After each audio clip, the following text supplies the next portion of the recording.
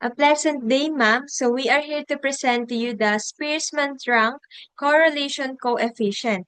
My name is Mata Martina Isabel L. And I am Javier Yesagil Z.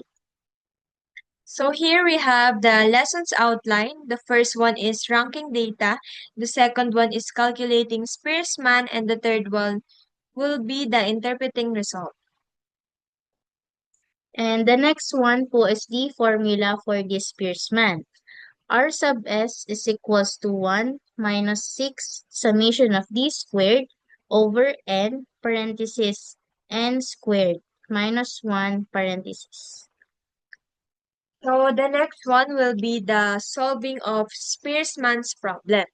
We have the EO and Sonny's, which are the two first column.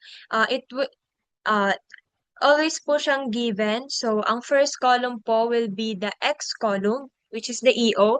We have 30, 45, 33, 23, 8, 49, 12, 4, and 31.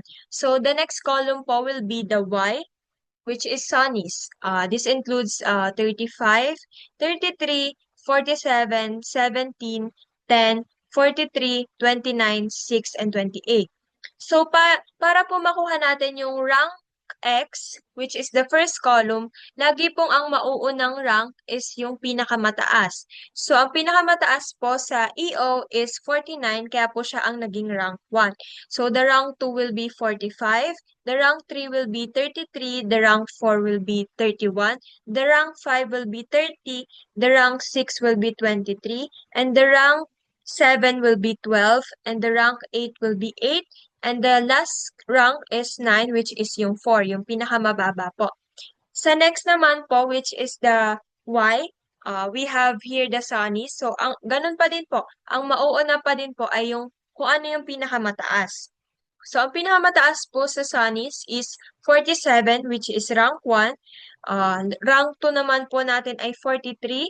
Rank 3 ay 35. Rank 4 ay 33. At ang rank 5 ay 28. Rank 6 ay 17. Rank 7 ay 10. Ang rank 8 ay 9. At ang last rank po ay 6. Yun po ang pinakamababa. So, next naman po, para po makuha natin yung D, kailangan po natin ipag-minus yung rank X sa rank Y. So, lagi pong ang mauuna ay yung X bago po ang Y. Hindi po siya pwedeng magkabaliktad. Lagi po dapat ang mauuna ay si X. So, 5 minus 3 will be 2, positive 2. 2 minus 4 will be negative 2. 3 minus 1 is 2. 6 minus 6 is 0. 8 minus 7 will be 1. 1 minus 2, negative 1. 7 minus 8, negative 1. 9 minus 9 is equals to 0. And 4 minus 5 will be negative 1. So, para naman po makuha natin yung last column, kailangan po nating i-squared yung D. So, sa last column, lagi pong positive ang magiging sagot niya. So, square root of 2 will be 4. Square root of negative 2 will be 4. Square root of 2 will be 4. 0, 0 pa din po. 1 ay 1 pa din po. Negative 1 magiging positive 1. Negative 1 magiging positive 1 po. 0 ay 0 pa din po. At yung negative 1 magiging positive 1 pa din po. So, kailangan po nating i-total yung last column, which is the difference na squared. Kailangan po natin siya i-equal para po sa susunod na computation. Let's proceed to the computation. Ang N po natin is 9. And ang summation of D squared po natin is 16.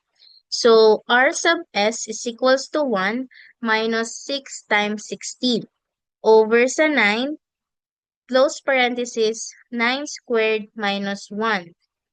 And next one po is copy lang yung 1 minus 96. The total of 6 times 16 is 96.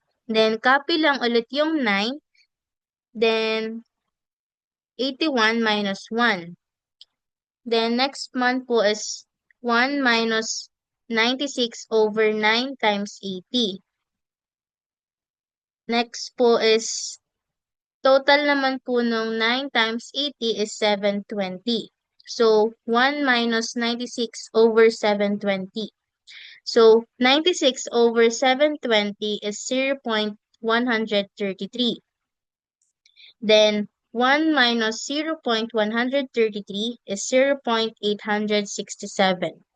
And the interpretation po is the relationship between EO and SANIs have strong positive correlation. So that's all po for our presentation and thank you po for listening. Thank you po.